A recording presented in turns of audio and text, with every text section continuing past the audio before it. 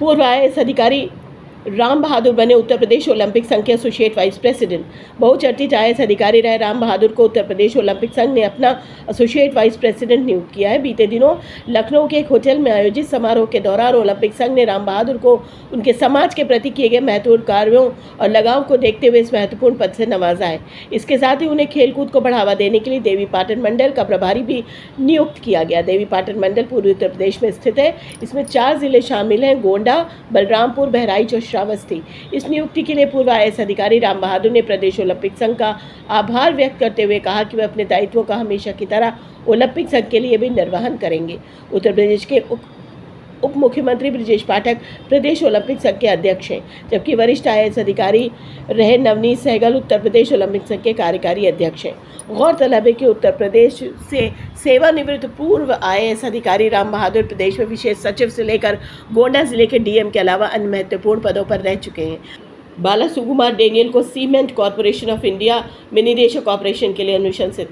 सार्वजनिक उद्यम चयन बोर्ड पीईएसबी ने cement corporation of India limited CCI में निदेशक ऑपरेशन के महत्वपूर्ण पद के लिए बाला सुकुमार डेनियल की अनुशंसा की है। इस महत्वपूर्ण नियुक्ति का निर्णय 8 अगस्त 2025 को नई दिल्ली में आयोजित एक चयन बैठक के दौरान लिया गया। बाला सुकुमार डेनियल, जो वर्तमान में steel authority of India limited में मुख्य महाप्रबंधक अधिकारी के पद पर कार्यरत हैं, 9 योग्य आवेदकों में शीर्ष पर थे।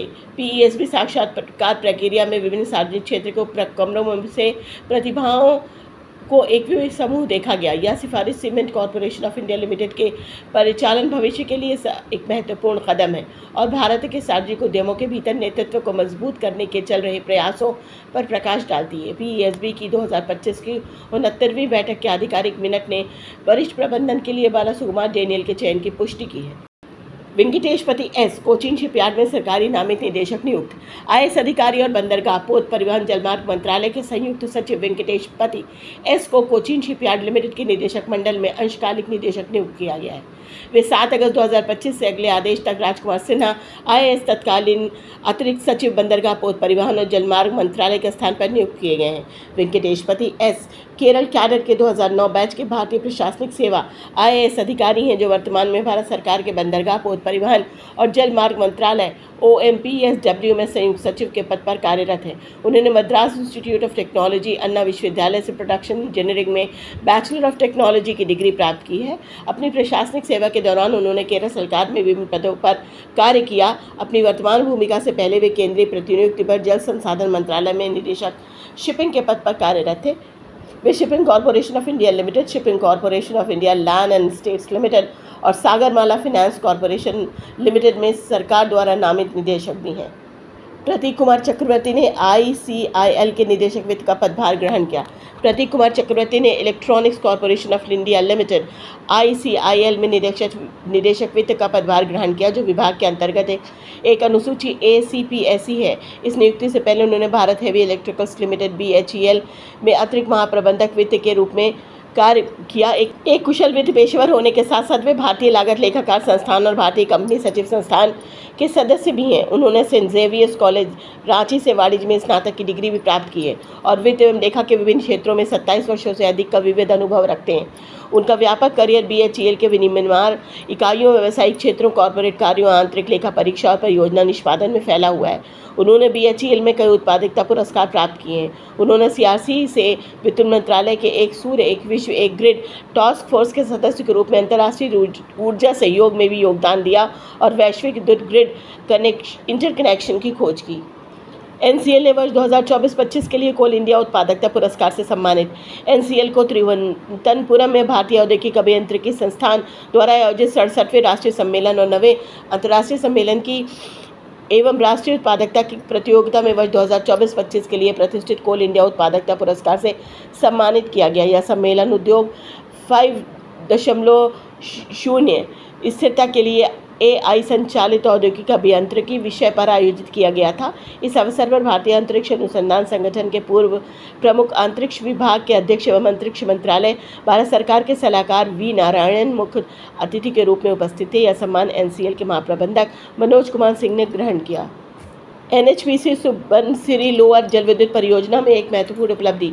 यूनिट 5 का स्टेटर सफलतापूर्वक नीचे उतारा। 2000 मेगावाट की सुबनसिरी लोअर जलविद्युत परियोजना के चालू होने की दिशा में एक महत्वपूर्ण कदम उठाते हुए एनएचपीसी लिमिटेड ने 8 अगस्त 2025 को यूनिट संख्या 5 के जनरेटर स्टेटर को उसके निर्धारित बैरल में सफलतापूर्वक नीचे उतारा। यह उपलब्धि भारत के सबसे बड़े और सबसे महत्वाकांक्षी जल विद्युत उपक्रमों में से एक के लिए एक महत्वपूर्ण मील का पत्थर है।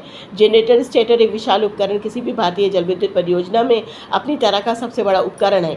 395 टन वजनी और 11.5 मीटर के प्रभावशाली बोर व्यास वाला इसका सफल स्थानन इसमें शामिल टीमों की इंजीनियरिंग दक्षता और सावधानी पूर्वक योजना का प्रमाण है। इस महत्वपूर्ण अवसर पर एनएचपीसी के कई वरिष्ठ अधिकारियों ने वर्चुअल माध्यम से भाग लिया, जिनमें अध्यक्ष प्रबंधक निदेशक राजेंद्र प्रसाद गोयल भी शामिल थे, जिन्होंने कॉर्पोरेट कार्यालय से इस कार्यक्रम की अध्यक्षता की। उनके साथ निदेशक कार्मिक उत्तम लाल, निदेशक परियोजना संजय कुमार सिंह, निदेशक तकनीकी सुप्रकाश अधिकारी, उप मुख्य सतर्कता अधिकारी संतोष कुमार सहित अन्य उपस्थित थे। सीएमडी राजेंद्र प्रसाद गोयल ने इस महत्वपूर्ण उपलब्धि के लिए पूरी सुबनसिरी टीम और मैसर्स जीई वनोरवा को हार्दिक बधाई दी। अरुणाचल प्रदेश असम सीमा के पास सुबनसिरी नदी पर स्थित सुबनसिरी लोअर जल विद्युत परियोजना भारत के नवीकरणीय ऊर्जा बुनियादी ढांचे की आधारशिला बनाने के लिए तैयार है। पूरी तरह चालू होने पर इस परियोजना को सालाना लगभग 7,421.59 मिलियन यूनिट बिजली पैदा होने की उम्मीद है, जो देश के पूर्वोत्तर और पूर्वी क्षेत्रों के पावर ग्रिड में महत्वपूर्ण योगदान देगी। आरबीआई ने आईसीआईसीआई बैंक पर 75 लाख रुपए का जुर्माना लगाया।